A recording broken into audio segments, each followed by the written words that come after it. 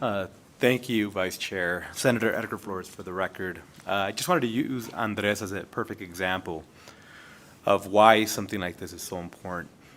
Andres, not only is he academically very well prepared, but I am confident that one day he's going to be serving this very body. I think he's going to run for office and he's going to win.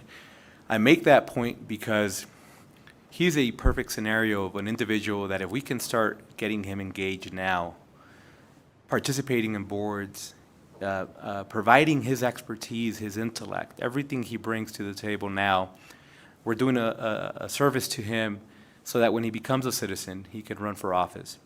And we're also doing a service to us in that we're allowing ourselves to have such a brilliant young man participate and help in very important decision-making and conversations that we engage in some of these boards.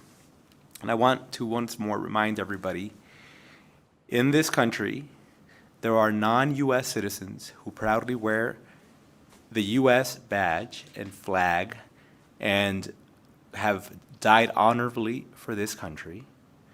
And those human beings were good enough for us.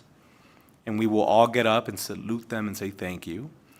It is not something new to talk about whether or not non-U.S. citizens are enough. We've made it abundantly clear many times that we are indebted to a lot of these brilliant human beings. So I am only making that point to just remind folk that in a lot of other areas, non-citizens are now contributing a lot to this country and making it better. And I also want to just once again remind folk that legal permanent residents who are doing everything right will be able to sit on these boards. So nobody's talking about undocumented versus documented. We're talking about individuals who are likely have deep roots. Who would want to sit on a board? It's somebody who has deep roots in their community. It's somebody that's been engaged by a elected official or members of the community. It's not just random human beings that are participating.